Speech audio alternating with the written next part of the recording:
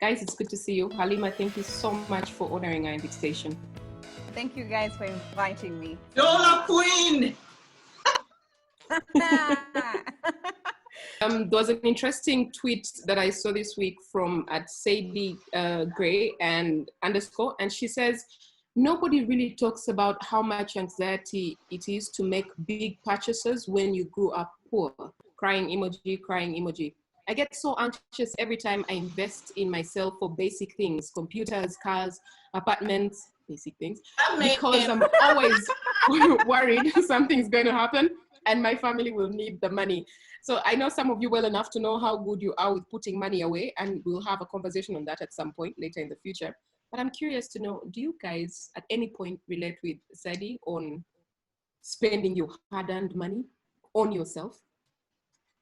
Yes, of course. Of course, I can so relate, but not on apartments. That level, I haven't reached. I relate on spending on shoes, clothes, jewelry. I live with minimal jewelry, you guys, until all the earrings are gone and I've used up even the singles and everything. That's when I can allow myself to buy myself another pair of earrings. I don't have a single necklace in my life. The other day, a neighbor forced me a bracelet.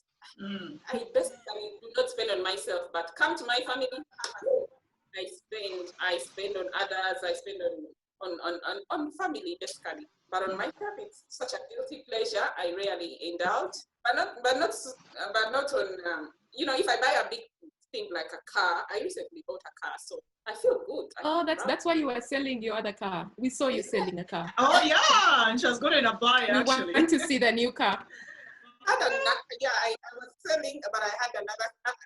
Oh yeah, I bought a car, so I feel so proud. I don't. If I bought an apartment, I would be walking on air. There would be no single guilt. Oh my God! Never, no guilt. Yeah. Florence, do you want to go next? I want Halima to speak last and talk to us about the house and all of these things because she's at apartment level. So Florence, tell us about your feelings about this.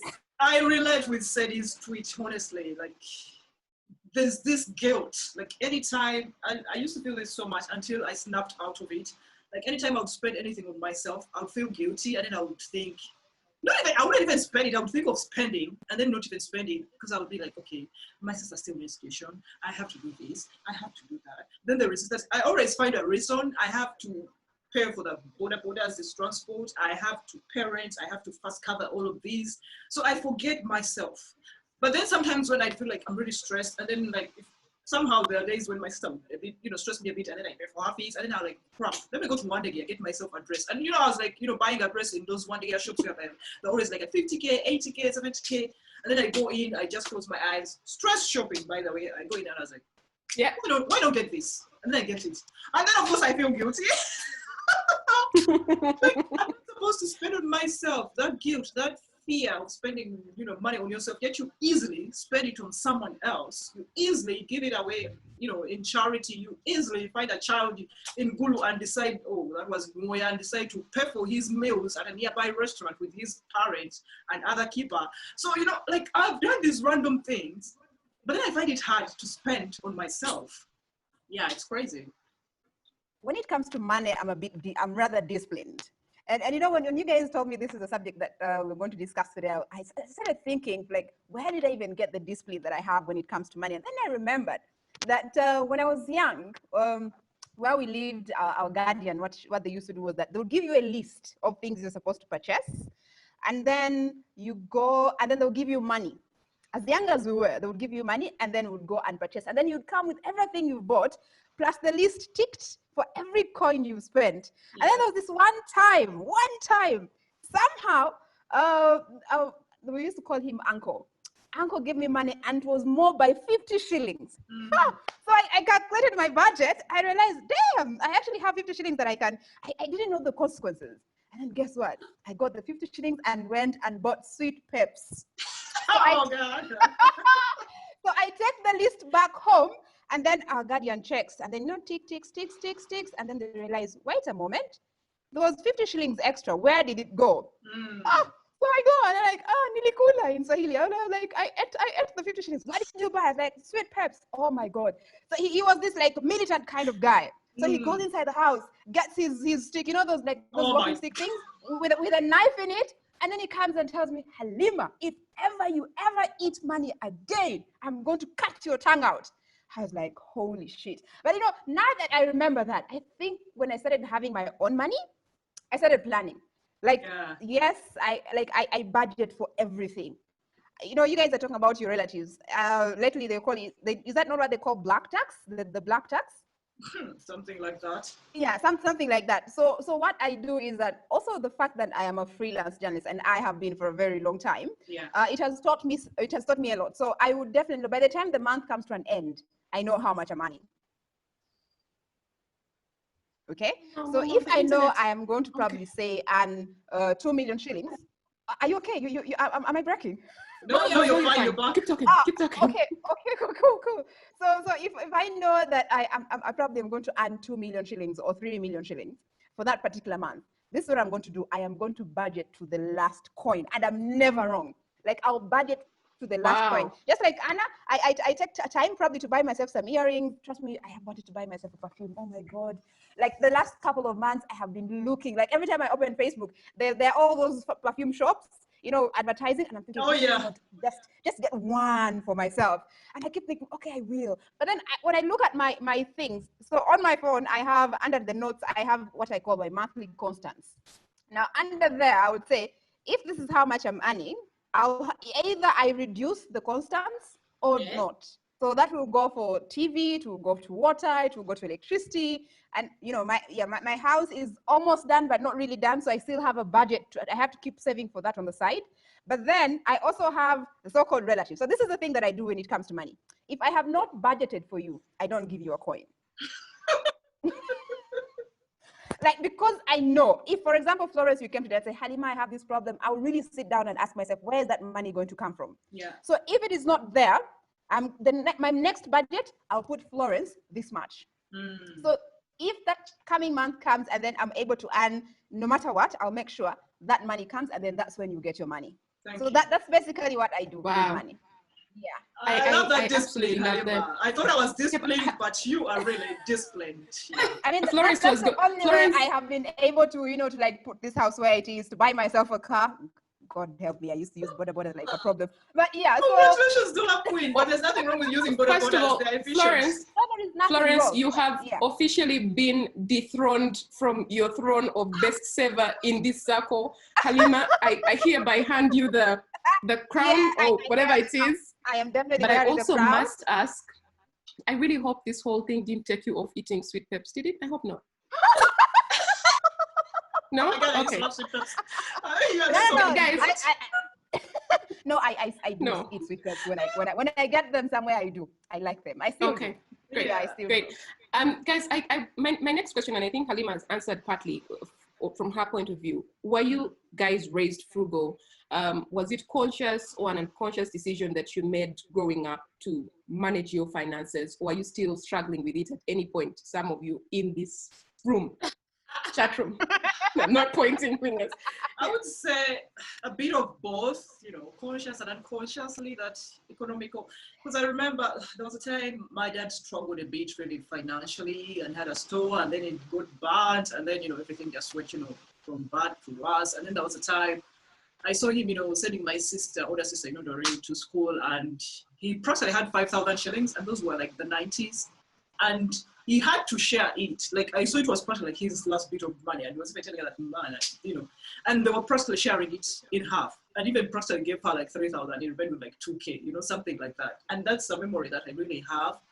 And so I just noticed that. And somehow I feel like I've always tried to live within my means. I've always tried to say, okay, if there is this much, how much can I spend on this? How much can I spend on that? How much can I save?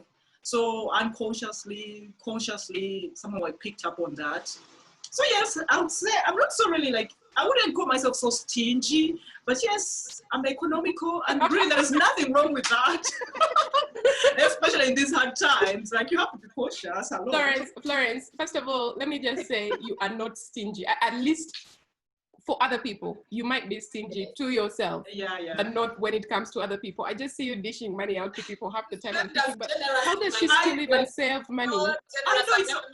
I guess I guess that sharing maybe it came from, you know, when I noticed my dad, you know, sharing practically everything like he had with my sister, and you know he was doing so badly because my mom had even, who was also another source of income, was into farming, she had also died, and so there was that.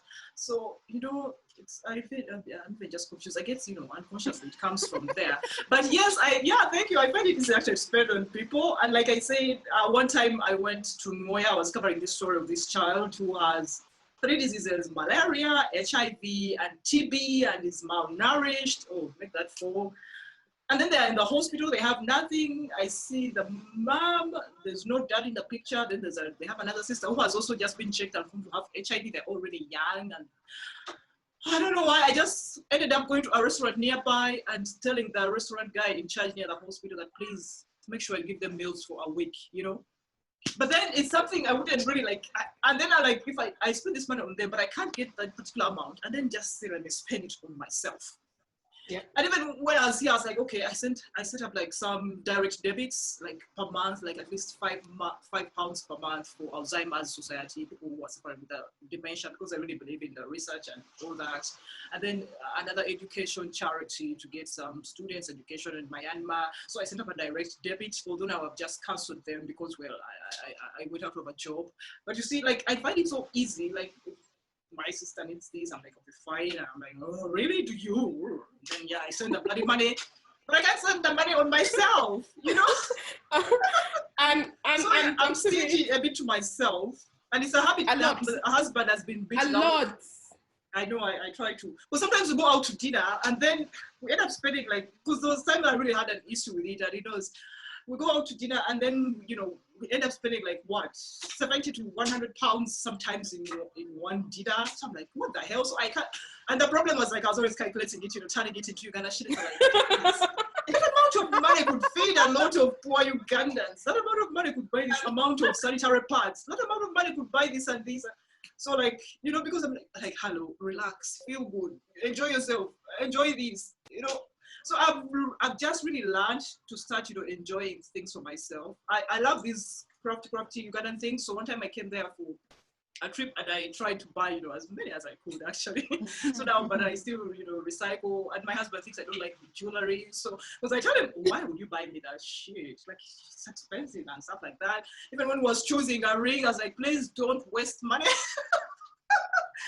And it feels like I'm mean to myself. But then sometimes, yeah, I see a sale and I go crazy. I love red marks. But then again, I'm still, you know. A sale, Florence. Yeah. Florence, Yeah, a sale. exactly. A sale. Yeah. That's Because the hello, key if word. I'm You're really mean to Florence, let's just agree. You're very mean to yourself, but very generous to the rest of the world. And I mean, I shouldn't be. I'm listening to Florence and thinking back at my own childhood and life, and then I relate somewhere, and then some other places I don't. For me, it was both a childhood, how I saw my parents treating money, and then my experiences as an adult as well, also as a child. So it's a little bit of both. Here's the thing. My parents, my father has this, I want to use the word legacy, like he can give to everyone even when he doesn't have money, and he gives to all the relatives, and he spends on That's all. my dad. He will take us for trips. Every weekend we'll go like to those ends in Mabira and eat pork. Okay, I didn't say pork here.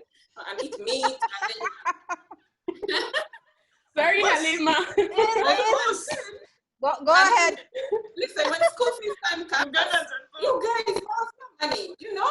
There was no money. So it had to be my mother who earns much less, scrapping from all her savings and topping up on all our fees. And my dad is borrowing and he's selling a cow and selling the cow things here to make sure that we go old school, which we all did, thankfully. But it was such a painful process. So for me, I do not want to be my father.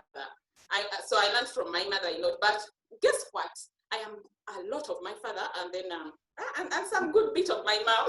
Sometimes I'm just there spending, and I don't even know where the money is going to come from. But I will never spend before paying rent, before paying school fees, before all those major things. I'll first get all the major things out of the way before I can allow myself to spend on myself. I am nowhere near as disciplined as Florence and Halima. I can guarantee you that if one of my friends, like close friends, comes and has an emergency that not, guys, not going for a witchcraft thing. I once lent someone who went to witchcraft. And she told me afterwards, up to today, I still feel sad and I've never recovered that money. So, so I need to listen. Don't be thinking, why is she asking why I need to hear the reason she wants the money? Now I must ask you what you need the money for. I need to hear that it is legit. You're not telling me stories. Then that money I will definitely give it to you, a little of what I have. Of course, I have to first buy milk for my kids. I can't give you everything, but I'll give you something and then start planning for where to get it. So it's both experiences. I'm a single mother, all of you know that. And everything is on me, like everything. You guys have been broke. So I don't want to ever be so broke as I have ever been. I know, girl, I've been broke Yeah, too. I feel you. I'm broke, guys. And you have a little baby who is looking at you like, I want food, I want milk, I don't drink black tea. Yeah. So you can't buy earrings. I don't get tempted when I don't have money. By the time I'm tempted, Thank you. My budget than what is going to cover the basics. So yeah, that's it for me. That's where it is. So I balance a bit, but I like once in a while. Like this trip we had today, it wasn't so planned. It was off the, it was a sort of not planned, but I was like, I figured out it was cheap. The car was there.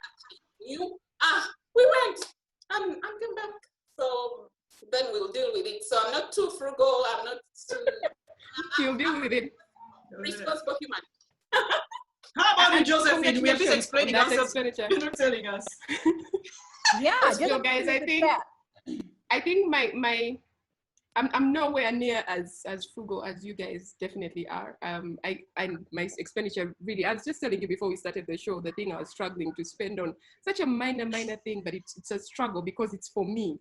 If it wasn't for me, the money will show up. Like I will find the money, but for me, it's not going to happen. So it didn't happen. Anyway, so I grew up in a house where my father's motto was Omtima Gom Chiga Tikfunda. And you want to explain it? I've had that from her before. Go and tell them. Yeah. So the heart of Amchiga just does not grow small. It just expands to accommodate newcomers, everybody who comes in. So our houses growing up were always open door. And it's been the same for me, open door. So my planning sometimes is very hard because you don't know who's going to walk through the door at any point. So that means, you're constantly planning for everybody's emergencies and yours. And that's not a good discipline, but I guess for me, it would be how I was raised, that somehow you made room for the other person's problems and, tried to find a solution. I'm struggling and I'm learning, but I guess this is why these conversations are very, very important. Yeah. People have already marked you that you're going to take care of them. Like me, I can't even waste energy when somebody wants to spend on them. Everybody just comes and my house is full, the bedrooms, under the beds. I don't like. They all know this is the stopping place. So I know, I'm rely on you. I know. To take care of everyone. So life goes on. Sorry, I cut you off. No, that's fine. My stories are usually very short. So I wanted to go to the next question. What has been what you would call a big spend on yourself? Like you went out there and said, I am going to do this for myself. I'm going to spend the money I worked really, really, really, really hard for, and I'm going to buy this for myself. And was it worth it? I'll go first before the dollar queen comes because she has so many achievements that she has already told us. Let me see, that picture that I posted on Facebook, like in 2014, I remember, was it April, when I held my 10 million Ugandan shillings in my hands, money I had saved from my journalism at NTV, the money we were earning. And I saved that for like 1 year. Was that 10 million every month? No, I got it in one go. Very funny, wow. Halima. How I wish I would have done that already. I'm one person, by the way, who fears debt. I'm one person who doesn't like borrowing from anyone, even the bloody bank. So, and I was admiring everyone buying land, left, right, and center. So I was like, let me save my money. And the good thing that we had money Coop. So every month at least I would save about 400, 500 and go buy Coop. And then like 1 year and 9 months later.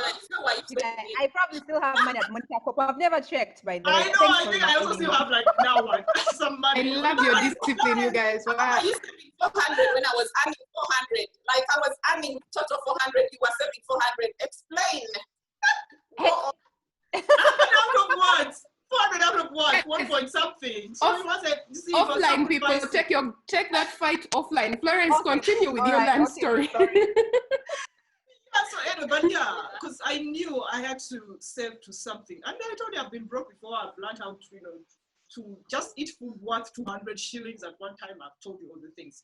But anyway, so I saved, had money, and I was like, I'm going to buy my piece of land without borrowing from any relative. And remember, I've grown up in a siblings family. I don't have like any rich uncle or auntie or whatever. It's just a sibling family. It's just me, That's it. No one else. So yeah, I saved my money 1 year, 9 months, and I was like, I think I'm ready to buy land. And God forbid I just bought land. Except, so I got my 10 million, I was excited. I went, and the guy was giving us like a discount. Who is that famous guy? Kamuati? Upright. I know of Upright Projects. Upright Projects. Yeah, although right now, he has not yet given me my land title, which is pissing me off, and I don't know, maybe I should start pursuing legal routes. I don't know. Florence, we spoke about this. I told you needed a lawyer. I told you there was a lot of problems there. So you need to do it. Yeah, we should talk about it. But anyway, in that moment, I was so excited because I had this 10 million. I was holding it in my hands, and I was going to hand it over and trust someone. Like, this is my property. I'm getting land. I'm owning something. And this is money I've worked so hard for. I have saved it, despite all the other responsibilities. I have rent, I have to pay tuition for my sister, I have to give some to my siblings, like I said, sibling family, so and then you have young ones. Yeah, why do parents give birth to so many kids? Maybe that's an injustice. Yeah.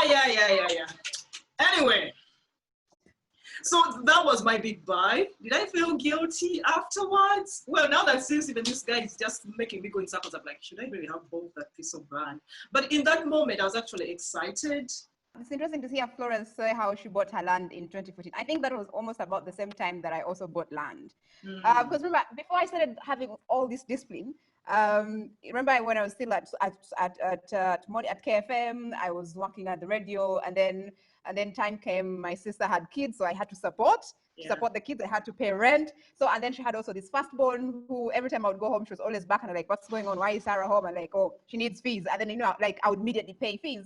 Until time came, I was like, now I am moving. So I moved out of the house. I started living alone. Of course, one story led to another. I got myself pregnant, and then spent almost how long was that? Was I home without a job for? I think from the time I was 2 months pregnant until when my daughter was 2 months. That was when I eventually got a job. So it was such a tough time. And then, as soon as I started working, remember, I think at that time I just joined Uganda Radio Network. I was, we're getting, was it 1.2? And then I had all these months without paying rent. So every month I had to pay rent for 2 months, one for the month we are getting into, and then one for the previous month. So it kept going like that. And then when my daughter was 4 months old, I was like, you know what, Halima, I think this whole period has taught you so much. Because remember, I was so broke when I was pregnant. My medical bill was paid by a friend. What else? I was such a mess, like to a point that I would at a certain point just eat rice and avocado when I was pregnant. Like that was the meal I had. That was what I knew I could get. So eventually when I moved past that, when my daughter was 4 months pregnant, I sat down. I was like, you know what? I need to start planning. I think that's when I decided to be very frugal. But even then, I would still support people, but I would make sure if, like I said earlier, it was strictly budget. Yeah. It was strictly on the budget. So that's when I went ahead, opened for my daughter an account. At 4 months, I started saving. So every month, I would save 150,000 shillings.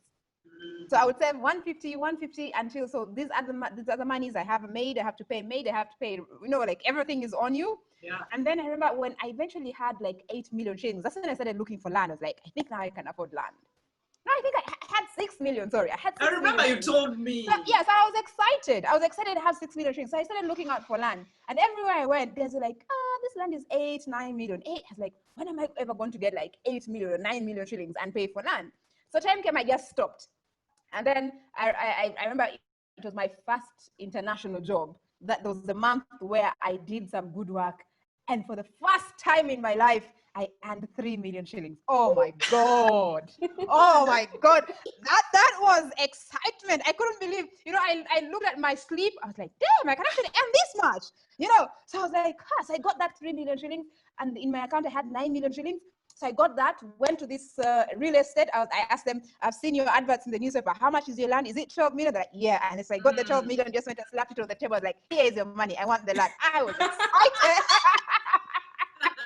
It was exciting. Yeah. and I think, yeah, and from that time onwards, it's just been a journey. It's just been a journey. I know, but Halima, you've been so hardworking, because I remember one time, and when I was checking my emails to find your email, like one time I told you I'm in the newsroom, it's approaching midnight, I'm trying to apply for a particular scholarship and then finish a particular story. Yeah. And you know what you told me? You told me hardworking women don't complain about time because it rips money. So that a few years down the road, the doors you'll be opening will be your own car, your own mansion, even if it's 2 rooms built by you, and people will look at you not once, twice, or thrice, but more, and wonder, how the hell did she make it? Sacrifice, baby. That's what you wrote to me, girl. I said that. And you sacrificed. Wow. I have this friend of mine, this male guy friend of mine. Every time we're moving around, and he's always cracking jokes like, if you see Halima on the street, this tiny thing walking around the street, get home and then you see what she's made of. And I'm thinking, come on, you don't have to embarrass me like that. So, Girl, you told me this. I'm proud of the journey. I'm proud of the journey that I've had so far. Yeah.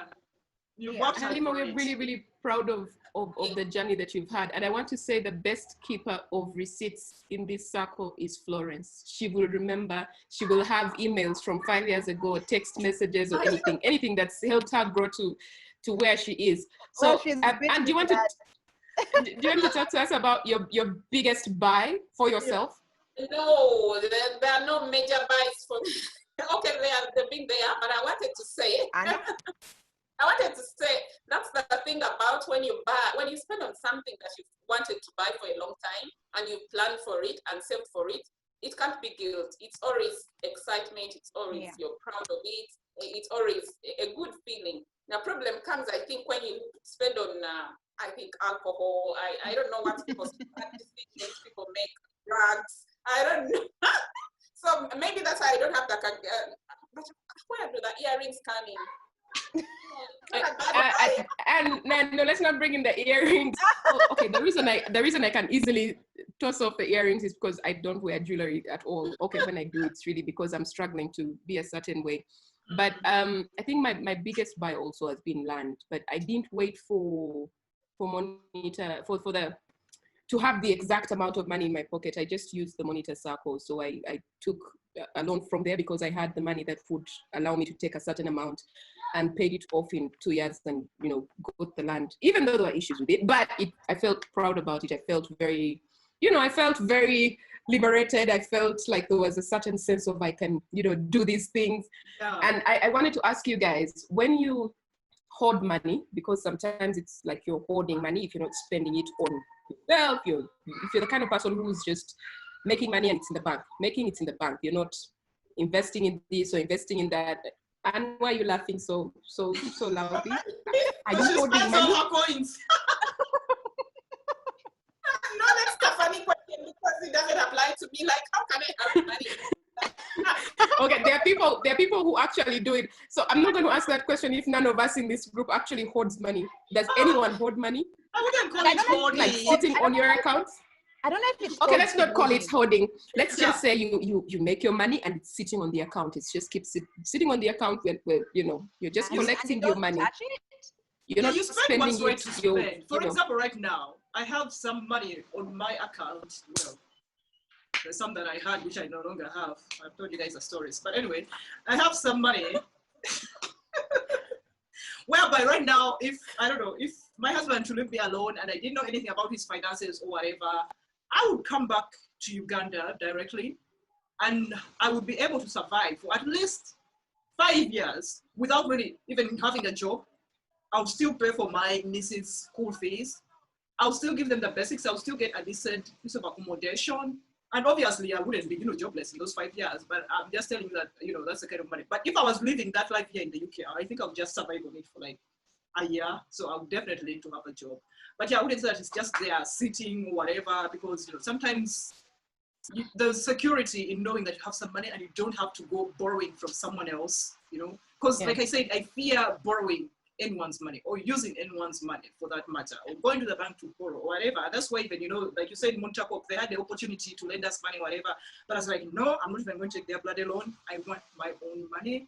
I want it to be there. And I want to say, guys, give me my 10 million. You can remain with the 2 million or the 3 million that I left there at the time, and I'll continue, you see. So So yeah, I wouldn't call it hoarding because it's that comfort. Florence, you really must make a decision about that money that you left there. You're either taking it out or you're going to keep sending money and adding to it. And yeah, I want to add to it actually because I believe in monitor pop. It's really great. It's great because one time I was struggling. I was here. I had to come back and do my research, primary research from Uganda. I didn't have money, so I just asked these guys that, you know what, I'm coming home. I need some money for my research. I need to go to my UK. That's, those ends of Iganga and do my research. So that money helped me actually. I think I took out like 3 million Ugandan shillings.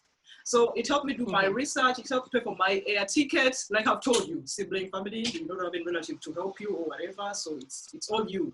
So it's good to have that money. So I'm glad that when I was coming out here, I didn't take out all of my money from Monitor, because then I would have had nothing to fall back on, And these are now hard times. If my family had a problem and told me, oh my God, COVID times. So that's when I say, oh guys, actually, there is this money.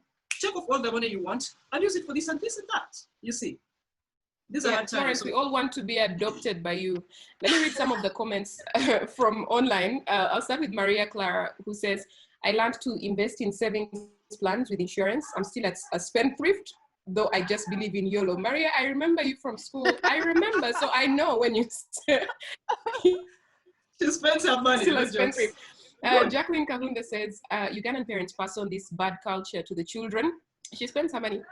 Jacqueline says, Ugandan parents pass on this bad culture to the children, or they see it growing up. We don't like to budget, saving, to read books, etc. And she also says, let's start at the beginning. Ugandan and Kenyans have different ways of seeing money. Then from the beginning, as children, we as you. And I think this comes in, Halima, when you spoke some Swahili. So you might want to clarify a little bit about your I'll clarify that later. Okay. You want it done now? Do you want it done now? No, you want to have some more comments? Hold on, Halima wants to clarify something. I have quite a number of other comments here. Yes, okay, Halima. Just to clarify, I am completely Ugandan. It's just that my mom is Kenyan.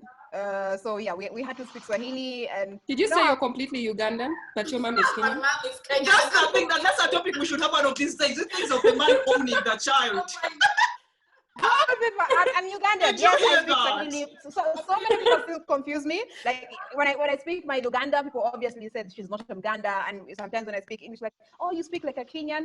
Well, maybe the influence is because of Swahili, but I'm Ugandan. Yeah, I'm half Ugandan, half Kenyan. Okay, let's go. Okay, Chris Mel says some lessons learned. Othin Salongo says, open heart of Amchiga, I'm coming for money. Karunji, nice program learning. Please don't come for money, my plate is full. Jacqueline laughs. Sandra says, I don't have so many guilty pleasures. That means spending on myself isn't that hard, considering the fact that I'm an irrational decision maker. I'll buy something for myself if I have the money, even when I don't need it at that particular time. Wow. Mark says, JK, you are dying with laughter because of Florence's statements about having many kinds. As much as she's brutal honest, she's very right. Many kids can be a burden when it comes to investments. Rogers says, problem for most of us is accepting that much as their hard-earned money should be saved, they should also spare it and spend it on themselves too. Paya says, this is interesting to hear from Halima, lesson learned. Deborah says, I'm enjoying today's topic. Ruth is saying, good discussion, thanks ladies. Jacqueline says, cash in hand makes a lot of difference. Jacqueline says, JK, yes, land with issues, I'm here with you, sister. I know. And she's laughing at you, Florence, still. And Kakairi Ayub says, interesting talk, I like what I'm hearing. Florence, you want to read some more comments? Yes, so I have one from Instagram. This is Rachel Mabala. She's actually a journalist like us. And she says, when spending, when spending it, I feel really nice, extremely happy. But the next day I ask myself, why did I spend all the money? Did I really need that item? So I don't know what kind of feeling that is.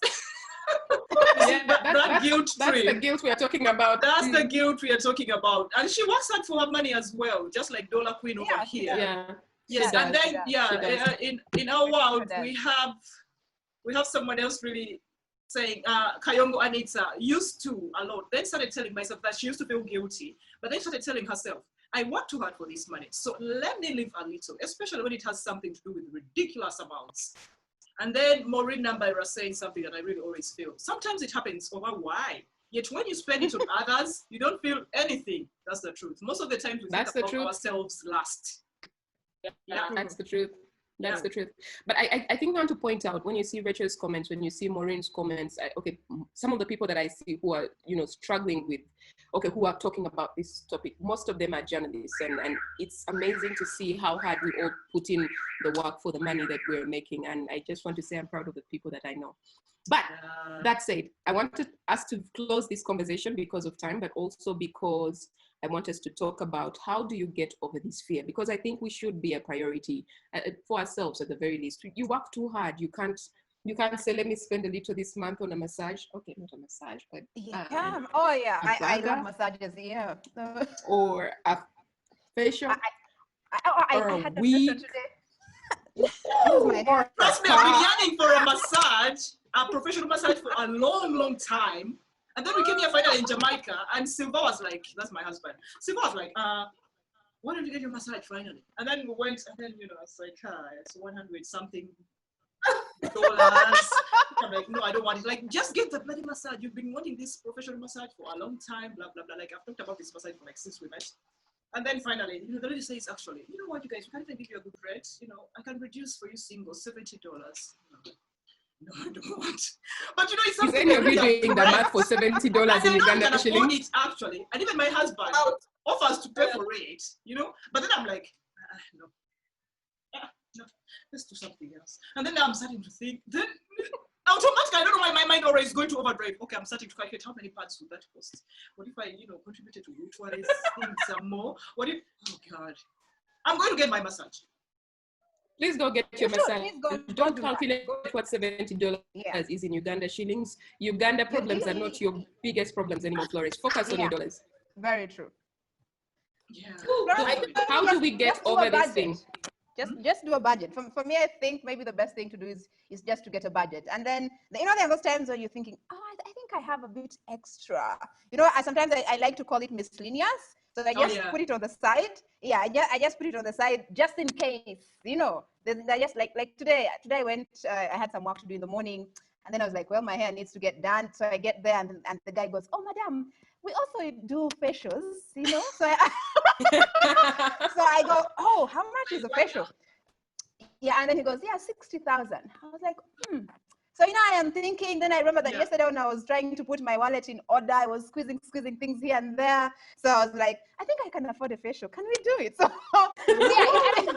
that's the way to go. It did feel good, you know. Yeah, but Halima, the worst thing about all of that is that because of this weather, because we have to have this late, we can't actually see you very clearly to appreciate the facial and the hair. I know. Next time, don't worry. Oh, you're coming back on this show, darling. You're coming back. My dollar, please, no way. Yeah, please. Yeah, but you were saying, Halima, finish up. Yeah, so I still think that as much as we have all these other responsibilities, we still need to love ourselves, especially now, for many of us who have children at home. I mean, I know that there are times when I've gone out and I'm thinking, okay, the last 2 months, the girl has been home, her clothes are not fitting. And when I'm going shopping, I'll find that I'll probably buy for her 5 pieces of clothes and I'm just picking for myself one thing. It could be like one t-shirt or something. So I think that there just should be a time where, you know, we decide, this month, while I budget for everyone else, I should also place myself in the budget. I mean, love yourself. You're the one who works and toils for this money. Let's just love ourselves. Come on, massage, burger, please go buy that burger. You're right, darling. But you know what, guys? You know what usually happens to me is when I convince myself to then go and buy the thing that I want to buy for myself.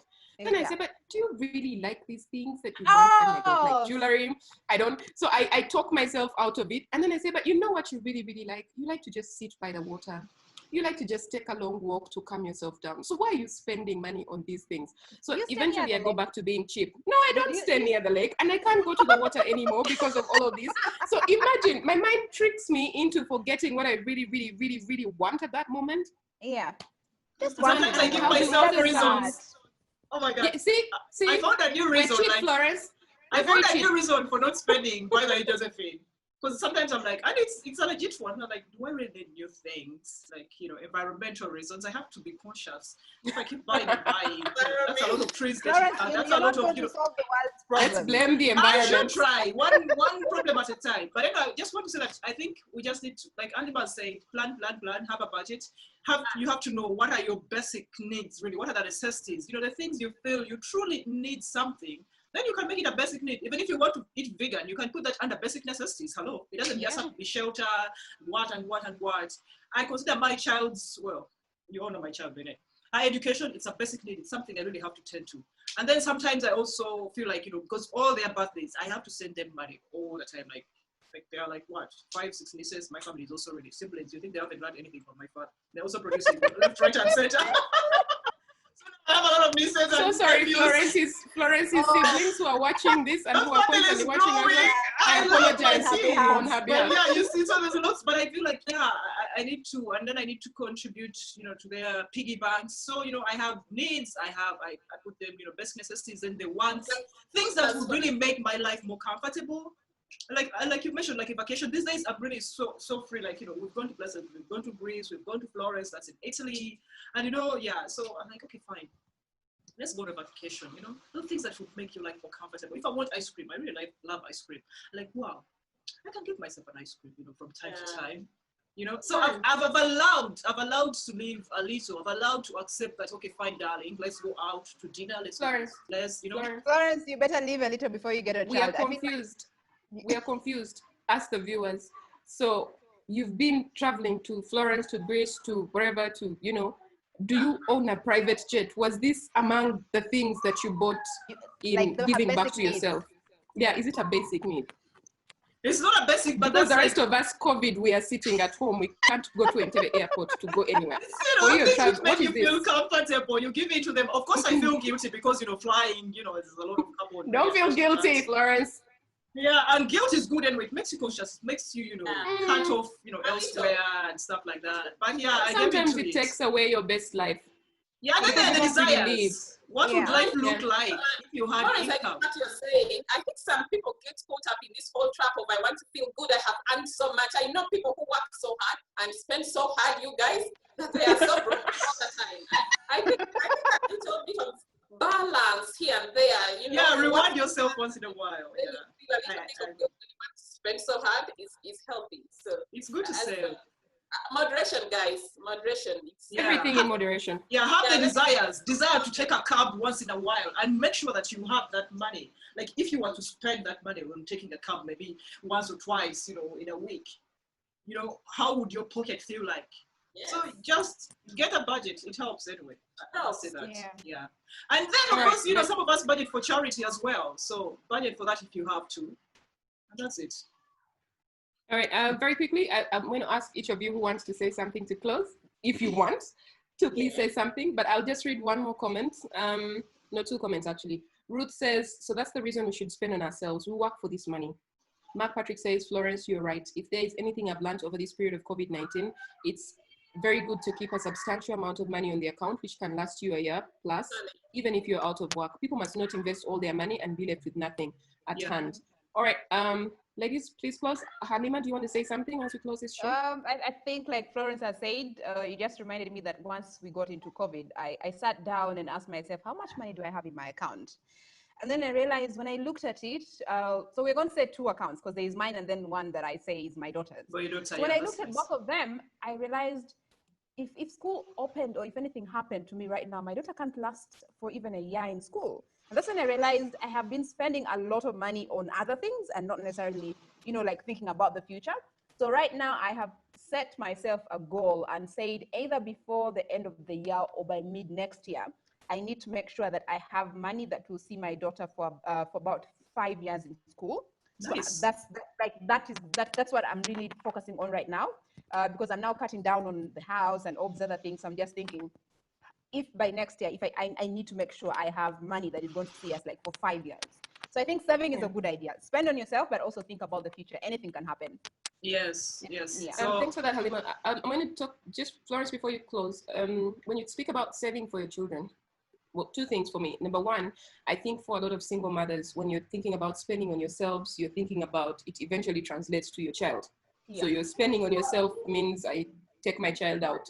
And I think it's important to put that distinction between you, the individual, and you, the child. The child should not override everything that is you, because eventually you're giving out too much and not investing in your own personal, happiness and also. No, the money I'm trying to save is for the both of us. Yeah, I hear you. And when you speak about when you speak about education, I think one of the things that I did when I had a child was those, what they call them, insurance, school insurance things, whatever they're called. And because my savings discipline, if your savings discipline is not really good, take the opportunity that comes with all of these schemes that are out there, the good ones, the ones that are not just schemes to take your money. But that ensured that I have, at least at the very least, I'm working towards in 5 years, in 10 years, in 15 years, there's money that's being set aside for the child's education. So at that point, at the back of your mind, you're not thinking about child's education and you're worried about it. You're now thinking about, okay, then land. So I'm working backwards to where you are, Halima, to then now walk to, oh, there comes the child, to then now work towards, to then now work towards actually then setting up the house. Florence? Yeah, and unless you have something to say, like you're saving for Jordana and Maya, I'm going to close this. Please close. I can't talk about my things, some of them. We shall have tea and we shall discuss, as usual. They are fed, they are happy. Amen. Amen to that. And they have sensible aunties who can always come in when you guys are stuck. So no worries. So anyway, guys. We won't turn away Jordana, and we definitely won't. We won't turn away kids. It's impossible. No we won't put them on the budget for next year. Yeah, of course. We're going to put you on the budget. Like Halima said, we are putting some people on our budgets. Yeah. Anyway, guys, learning how to make good money decisions is a practice. It takes practice. It takes discipline, and you have to be truthful to yourself. And also remember that, apparently there's a good rule of thumb that, 30% of your paycheck should be reserved, to spend however you want to. So I don't know about that.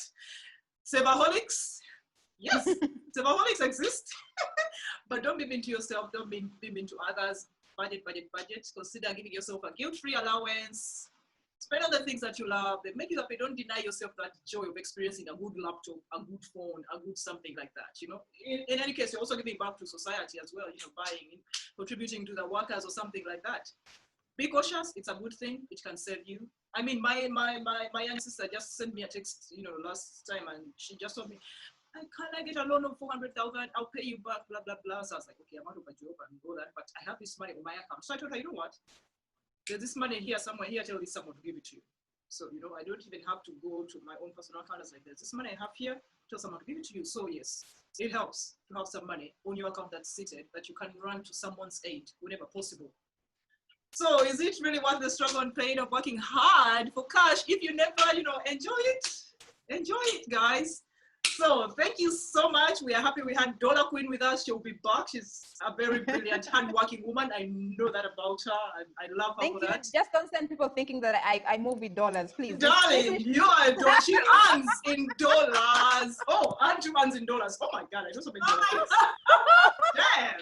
We are in trouble. Okay. Guys, the child has switched off my lights basically to tell me time is up. So it's time to say goodbye before Mumeme interrupts us.